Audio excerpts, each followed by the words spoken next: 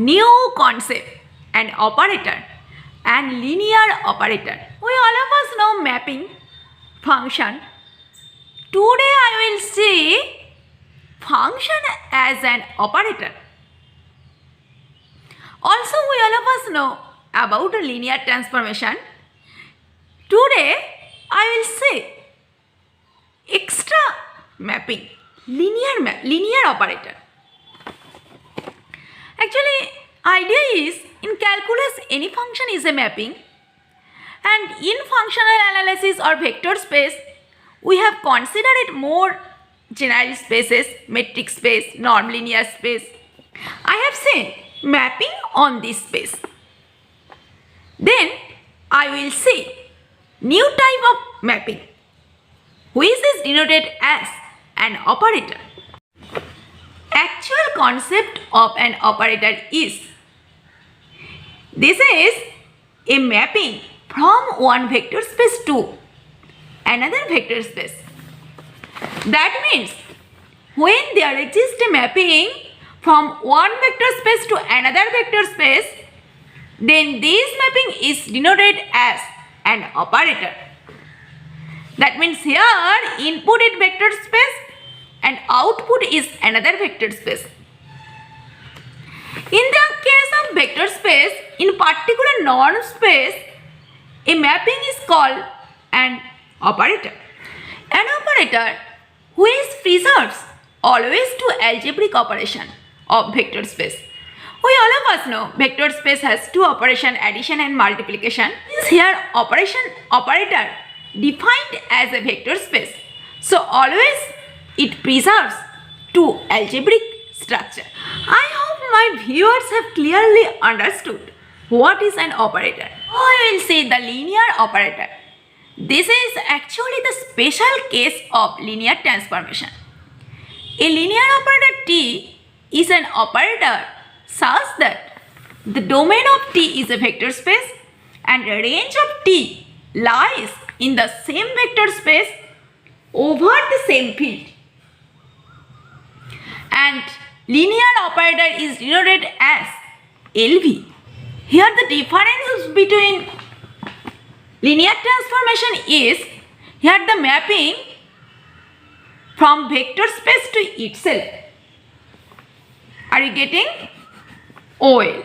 Second condition, for all xy belongs to domain T and scalar alpha, T of x plus y equal to Tx plus Ty and T of alpha x equal to alpha times Tx.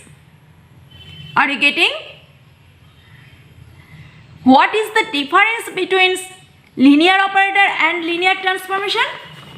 I hope my all viewers have understood clearly. Here only difference, here always mapping vector space to itself and other condition always same. Now I will see some example of linear operator. The zero operator.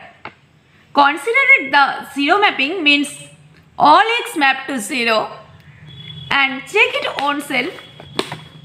Obviously this space and this space be same vector space over the same field, and obviously this is be always linear. These two condition always will be satisfied because 0x plus y always would be 0x plus 0y and 0 times alpha x equal to alpha times 0x. Second example, we can choose identity operator, and here the mapping is denoted as x equal to x for all x belongs to capital X, and obviously this will satisfy these two conditions. So this is the identity operator. Next example is differentiation operator. Here x be vector space of all polynomial on closed AB. Then we may define a linear operator T on x by T of x equal to x prime t. Here the mapping is defined as T of xt plus yt equal to xt plus yt prime. Obviously this prime means differentiation, and by the rules of differentiation this is equal to x prime t plus y prime t, and x prime t means t of xt and y prime t means t of yt. And second condition, t of alpha xt equal to alpha xt prime. And by the condition of differentiability, this is equal to alpha times x prime t, and x prime t is nothing but t of xt. That means obviously differentiation operator is a linear operator. Example, integration operator who is denoted as t of xt equal to integration a to b x tau d tau, and check it oneself similar to before. This is also linear operator. Another linear operator is multiplication by t. The operation is such type a mapping from CAB to CAB such that t of xt equal to t times xt. Here t is denoted as a scalar, such type multiplication by any scalar, and the mapping is such type t of alpha xt plus beta yt is such that t times x alpha xt plus beta yt, and this is we can write as alpha times t of xt plus beta times t of yt, and obviously this txt means t of xt plus beta times t of yt.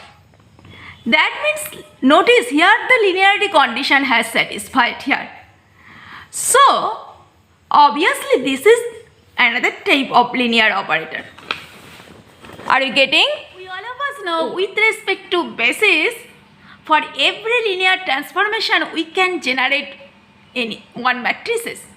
Since here the concept about linear operator, so here the linear transformation always map V to itself, and we all of us know any vector of this vector space can be generated by basis vector.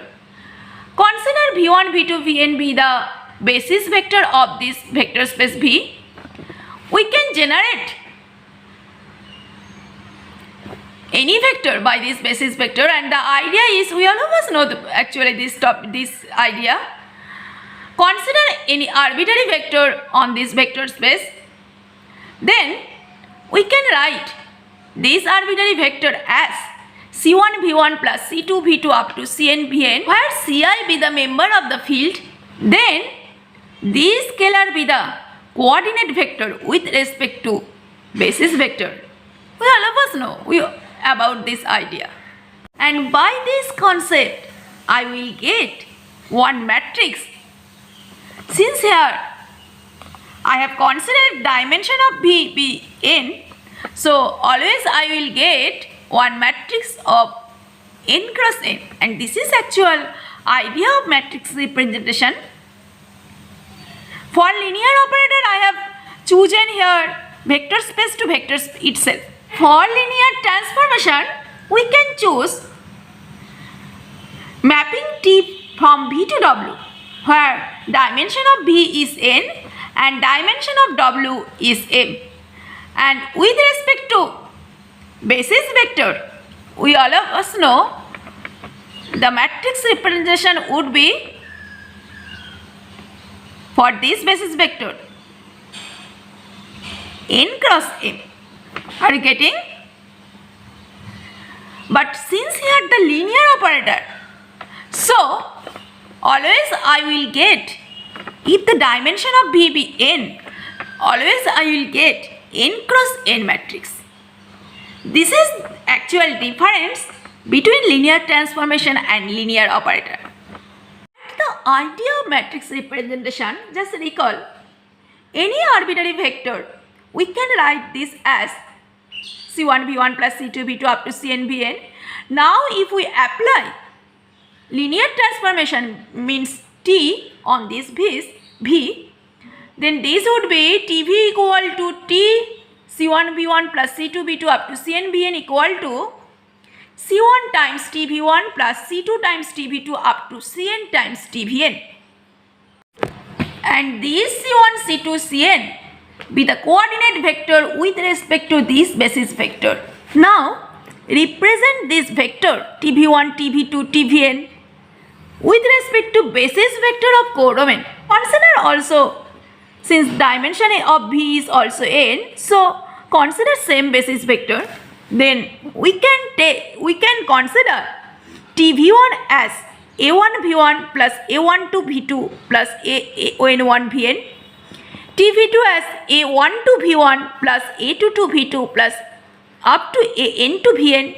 Similarly, TVn equal to A1n V1 plus A2n V2 plus ANn Vn, where this Aij belongs to the member of field. Therefore, this expression we can write as summation I equal to 1 to n Aij Vi, where I lies between 1 to n, and this expression we can write summation j equal to 1 to n Cj Tvj. Okay.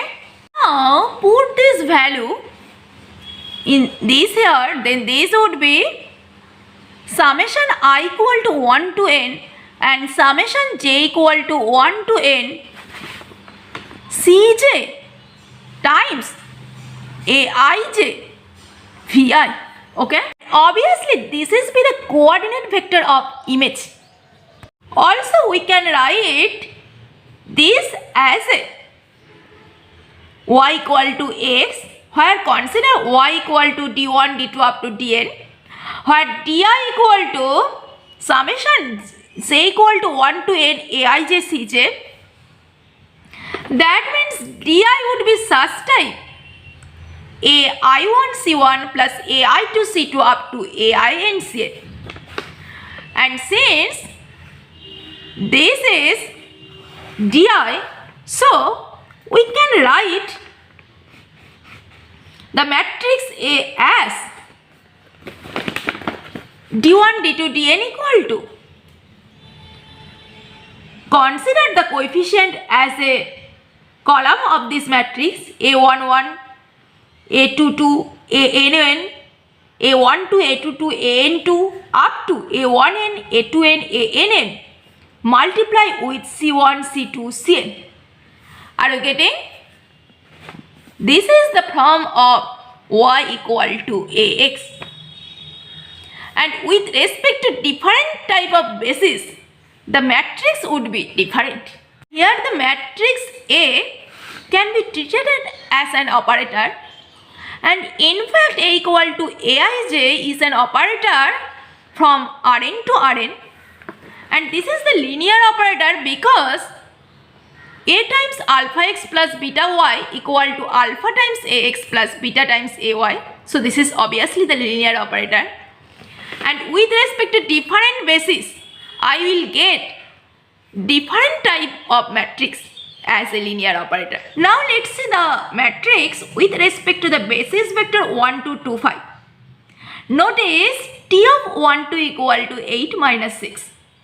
Then we can write 8 minus 6 as C1 times 1, 2 plus C2 times 2, 5. Then by this expression, obviously C1 plus 2C2 equal to 8 and 2C1 plus 5C2 equal to minus 6.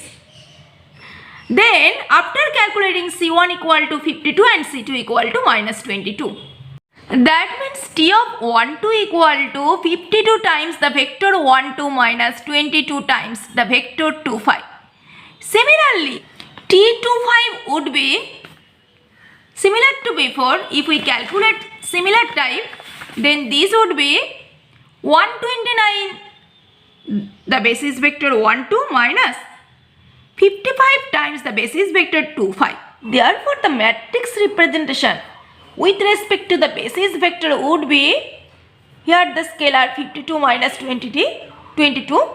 This would be about the column. Here the scalar 129 minus 55. This would be this column. This is the matrix representation of this linear transformation with respect to this basis. Similarly, if we change the basis vector of same linear operator, then the matrix representation with respect to this basis vector would be T of 1 0 would be 2 4, and this we can write as 2 times 1 0 plus 4 times 0 1, and T of 0 1 would be 3 comma minus 5. This is also we can write as 3 times 1 0 minus 5 times 0 1s. Therefore, the matrix representation with respect to this basis vector would be the value of C1 and C2 would be as a column. Then this would be 2 comma 2 4, and this would be 3 minus 5. Therefore, the matrix representation with respect to this basis vector would be 2 3 4 minus 5. Notice, with respect to different bases, I will get different type of matrix representation. Same linear transformation, but with respect to this basis, I have got this matrix, but with respect to standard basis, I have got this matrix. Now I will apply the infinite dimensional vector space. As an infinite dimensional vector space, consider set of sequence f infinity as x1, x2, so on, where xi belongs to field, and consider the operator as left shift operator, which is denoted as L of x1, x2, x3 equal to x2, x3, so on. This type of operator is denoted as left shift operator. Also, another operator denoted as right shift operator, and this notation is such type R of x1, x2, x3 equal to 0, x1, x2, so on. Are you getting what is the left shift and right shift operator? These type of operator are very important for any competitive exam. I will say the properties of linear operator. Since here the mapping V to V, so null space of T equal to, we all of us know this is be the set of all V belongs to in V, such that TV equal to 0, and this is obviously subspace of V, and range of T equal to TV, this is also subspace of V. Since here linear operator, so all mapping V to itself, so this is subspace of V. This is actual difference between any linear transformation, because any linear transformation map V to W, so range T always subspace of W, but here since V to itself, so range T be the subspace of V always. And for finite dimensional vector space, we all of us know this theorem, dimension of V equal to dimension of nullity plus dimension of range T. And when range T equal to whole space V, then the T would be, this operator would be surjective, and when the null space T only contains 0 vector, then this operator T is injective. Dimension of range T plus dimension of nullity T equal to dimension of V.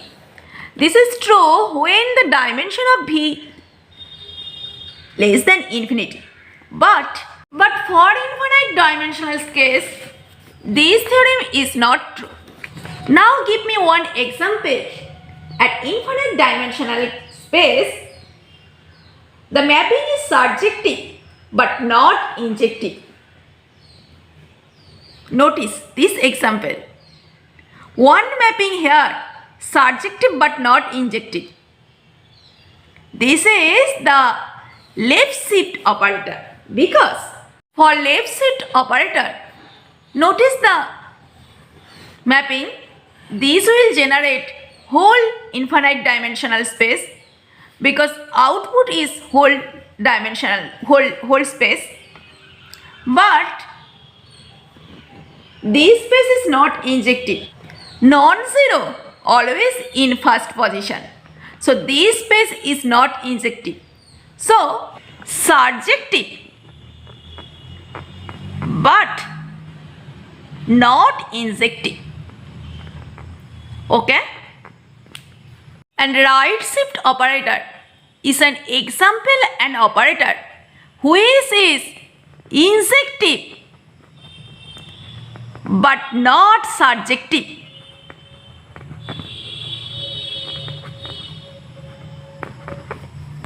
Because this term always 0 here, so it cannot generate whole vector space. But obviously this is injective. Notice. So this is some example in infinite dimensional vector space. This is one example which is surjective but not injective, and this is another example which is injective but not surjective. Okay? Well.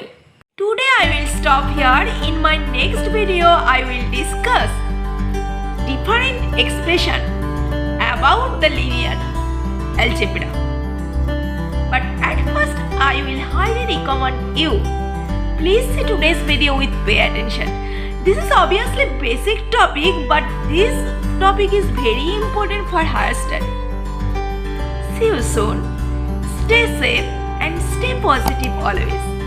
And don't forget to subscribe my channel. Thank you so much.